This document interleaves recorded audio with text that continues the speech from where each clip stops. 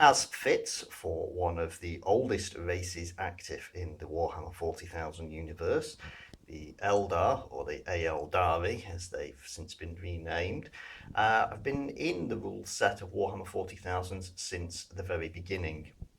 Originally, they were depicted largely as mercenaries and pirates, and the first army list for them in the Book of the Astronomicon was a pirate raiding force.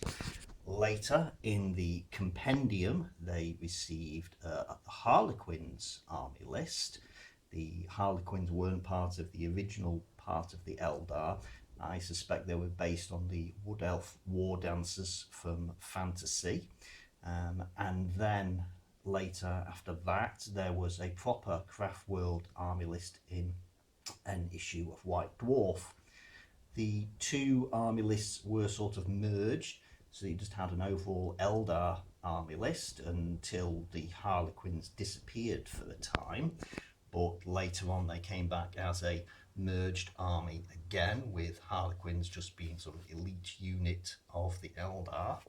Now, though, we have two separate codexes, and today I'm going to take a look at using some original Rogue Trader vintage figures to create units that can be used according to these latest codexes.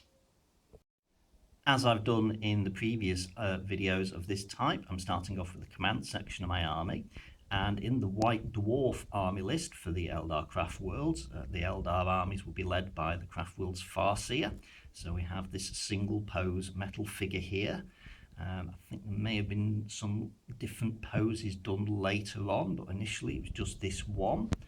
We also have some Warlocks to support him, and because Warlocks had different weapon options, there are a couple of different poses created. And since now you can also have a non-psych in charge of your army, you can have an autarch. I have got this figure here. Now, this is a champion figure from the original range of Eldar figures. And you'll see the banner pole that I've stuck on actually comes from a standard bearer figure. You'll see more of those later without the banner pole.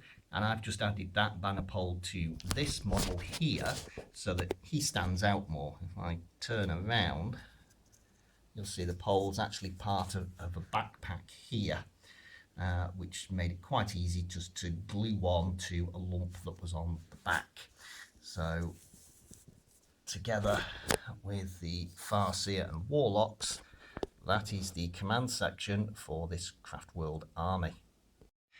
Moving on to the core troops of the army, and this is a squad of Guardian Defenders. They're all drawn from the original range of Eldar figures. They're armed with shuriken catapults, and you'll notice the catapult design is considerably different from what we know today. It's actually quite small. Some people refer to these as shuriken pistols, but they actually do have stocks on them, so they are supposed to be a primary weapon instead of a sidearm, despite the fact that this figure here is also armed with a pistol weapon. I'll turn it round, and the pistol is actually pretty much the same size as his rifle, but they were counted as shuriken catapults, so these are Guardian Defenders rather than Storm Guardians.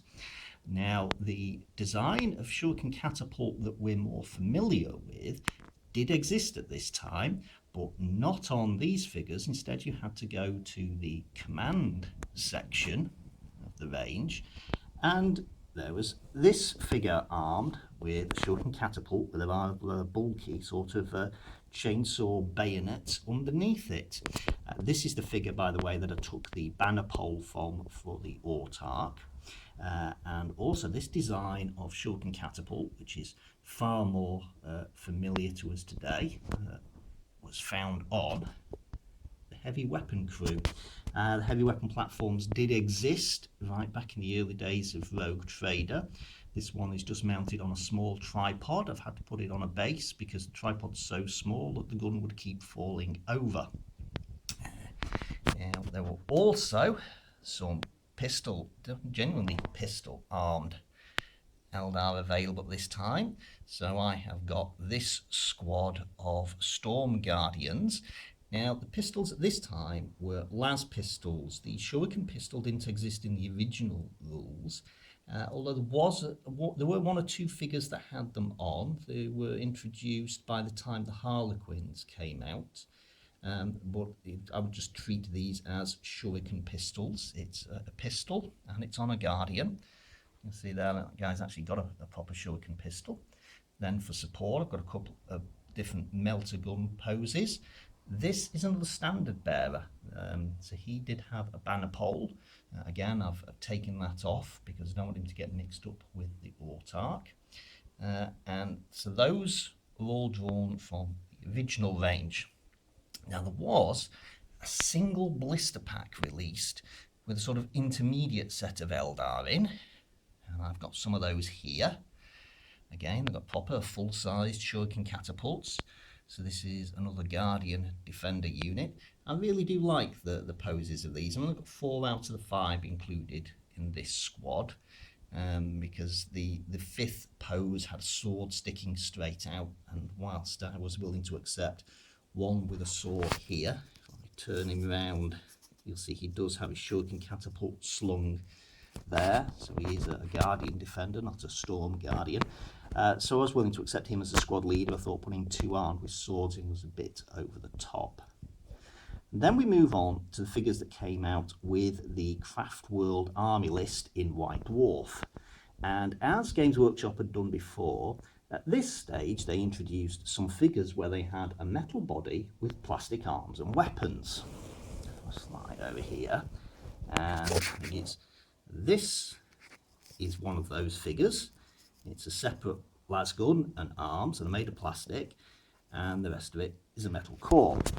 But bizarrely, there were no all plastic figures to go with these. You could only get metal core, plastic arms and weapons, and then all of the other models in this little squad here from that vintage are metal posed figures.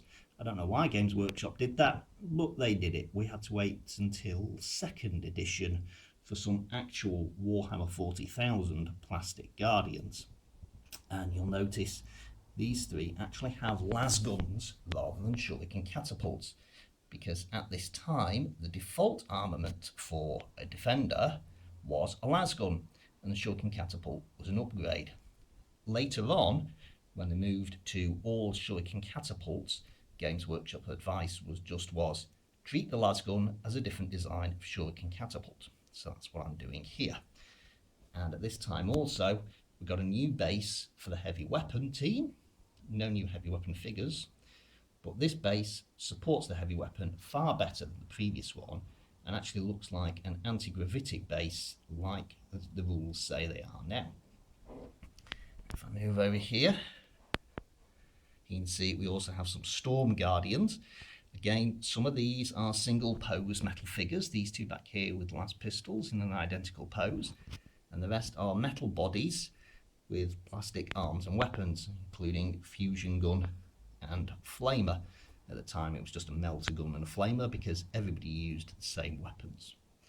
And also included in this section of the video, I'm putting in the Rangers. They released Rangers at this time, and they're just pretty much the same as they are now. The poses may have changed, but there's nothing much to say about them being that much different. So that's my basic core of Guardians, which will make up the bulk of my army. I'm just going to take this opportunity to mention that in addition to these metal figures from the core Warhammer 40,000 game, there's also one other source of Eldar Guardians available during the Rogue Trader years, and that was the game Space Crusade, produced by Games Workshop along with Milton Bradley. And there was an expansion for this called Eldar Attack. And this included a squad of Eldar, most of which were single pose plastics armed with shuriken catapults, so you could quite easily fit those in to a modern army as Guardian Defenders. The catapult was of this design. In fact, the pose was very similar to this figure, just held the catapult a bit higher up and more level, the weapon plugged into the body. a lot like some of the more basic sort of snap fix, put and push fit figures available today. There was also a champion with a sword and pistol. He could be used as a storm guardian. And there were also a couple of them armed with heavy weapons. I think it could have been a las cannon and a missile launcher. Those carried their weapons because the body was the same for all of the figures, and you just pushed in a different weapon depending on what you wanted. So they wouldn't really fit, because today's defenders, of course, carry all of their heavy weapons on gravitic platforms. So whilst you can get away with a tripod, saying the tripod is the gravitic platform, a guy actually holding his heavy weapon as if it were just a very big rifle isn't really going to fit. Other than that, though, those figures do provide you with another option for Eldar Guardians. If you saw my Orc video, you will have seen I used a squad of them in that for Orc boys. And there's no reason why you can't do the same with the Eldar. If you can find it, it was an expansion, and so it's not that easy to come by, which is why, unfortunately, I don't have any here to show you. Aspect warriors weren't introduced into the Eldar until the time of the White Dwarf army list, and for each aspect there were 2 blister packs available. The first blister pack contained a number of standard warriors of that aspect, and there were enough of them to make up a minimum sized unit, so largely 5. And then there was an exarch available for each one separately, which you could add in if you wanted. And I've done that for most of these here. So see, I've got Dire Avengers, all the same pose, because I've got these right at the start. It was later on a few more poses came out, and I'm hoping my checking has been good enough that all the poses I'm about to show you are from the Rogue Trader years. There was Fire Dragons, Howling Banshees, Striking Scorpions, Swooping Hawks, and of course Dark Reapers. Now you'll notice with the Dark Reapers, I've just got 3 basic Dark Reapers and no Exarch. And that is because for some strange reason, under the Rogue Trader rules, a Dark Reaper Exarch swapped his Dark Reaper missile launcher, which in those days was just a missile launcher, and he instead took a shuriken pistol and some sort of alien close combat weapon, which seems exactly the opposite sort of thing that an Exarch for a heavy support unit would actually want. So for that reason, I've not bothered with an Exarch in this squad. Now you'll notice there are no Warp Spiders or Shining Spears here. The Warp Spiders came out, I think, under 2nd edition, so they're not valid for entry into this army. And the Shining Spears, I think they were even later than that. Could be as late as 4th, although I'm not entirely sure. But for now, we still get quite a range of Aspect Warriors available under Rogue Trader to provide some more specialist support to my core army of Guardians. These strange looking figures were called Ghost Warriors during the Rogue Trader years, and the way they're described is that they are automatons powered by the spirit of an Eldar, which makes them sound pretty much like Wraithguard to me, so that's exactly what I'm going to be using them as. Now, originally it was a shuriken catapult mounted in the nose that these were armed with, but of course it will now be counting as a Wraith cannon instead. And there is an alternative version, similar pose with a different weapon in the nose. This was a flamer under Rogue Trader, and so that will become a D-scythe under the newer rules, and that then gives me a nice little couple of units of extra support for my army. And having dispensed with the infantry, I'm now onto the vehicle and artillery support section for my Craftworld army, and I'm going to start off with this unit of 3 jet bike riders. And in common with many of the armies at the time, you could get some small metal vehicles such as these jet bikes. What weren't available for Eldar at all were any plastic tank kits. The Falcon Grav tank didn't come out until 2nd edition, In fact, if you look at the epic scale first Falcon grav tank, it looks absolutely nothing like the current version. It was very wedge-shaped with a fixed forward gun. Looked a lot like an anti-gravity version of the Swedish S-tank, if you ask me. But there are still some support units available, all in metal. So after those jet bikes, I'm going on to some D-cannon artillery. D-cannons originally were just a standard heavy weapon, and a lot of different races could use them. It's now become more of a specific Eldar weapon, and this was available on these rather small looking bases. In fact, they look smaller than the standard support weapons, even though they're now meant to be a piece of support artillery. Still, they were available. I might be tempted to use a cardboard disc base to place one of the gunners and the cannon on, since he's now supposed to ride on it, although I've got two separate crew here. And in addition to the all-metal jet bikes, of course, we got metal walking machines. And we're going to start off with this pair of war walkers. All metal construction. You'll notice some commonality with the heavy weapon platforms. The shield at the side that mounts the weapons is the same part used on the heavy weapon teams from the Guardian squads, and the weapons that actually went in them were the same as well. There was quite a selection available. These have both got what were a las cannon and a multi-laser originally. The scatter laser was introduced, I think it was introduced under Rogue Trader, but the Bright Lance didn't come in until 3rd edition, so this was a las cannon until then. So now it is Bright Lance and scatter laser. And then we have some proper dreadnoughts. Now, originally, Eldar dreadnoughts were manned, just like everybody else's. The idea of them becoming the Wraith Lord, with the spirit of the dead Eldar possessing them, actually came in with this slightly different version here, the Spirit Warrior. And now, of course, they're all the same, so I can use either design as a Wraith Lord. But when first introduced, there were two different vehicles. And you'll notice there was, again, some commonality of parts. It's easy if I turn it sideways. If I turn this sideways, you can see the back part is the same. And in fact, getting close, you might be able to see, I'm sure you can, the core body piece is actually the same on both vehicles. It's just turned a different way around. And that way, by using a single mould, the Games Workshop were able to get a little more variety in what was, sadly, a rather limited range of vehicles that were available, all in metal.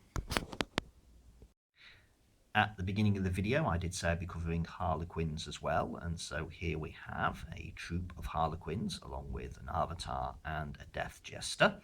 And there isn't really that much more to say. The range hasn't changed that much over the years. The most significant difference is probably that under Rogue Trader there was a jet bike which mounted a shuriken cannon on the Harlequin jet bike. But that is a bit different to the sort of larger two-man vehicle that is in the army list today, so I've not included that. The original box set of Harlequins, I think it could have had 18 figures in, had quite a selection of weapon options in terms of plasma pistols, neuro disruptors, close combat weapons. The Harlequins Kiss was introduced right at the start of the Harlequins army. But apart from that, pretty much any Harlequin figure you had back then can be used in a Harlequin army today. And I will close with this shot of my craftworld Eldar army and its Harlequin allies in all its glory. Of course, notice there have not been any Dark Eldar units mentioned in any of this. They didn't come out until the starter set of 3rd edition. I think perhaps this was at least in part due to the fact that, as I mentioned at the start, the craftworld Eldar themselves were considered just pirates and raiders. So they really sort of fulfilled that role themselves without any help from their fallen kin. I hope you enjoyed this look at figures from the very first edition. I've still got a couple more armies I can cover. I hope to be back next time with Gene Stealers and Tyrannids. They've been around since the very start, despite the fact they've changed a great deal. And until then, thanks for watching. Bye.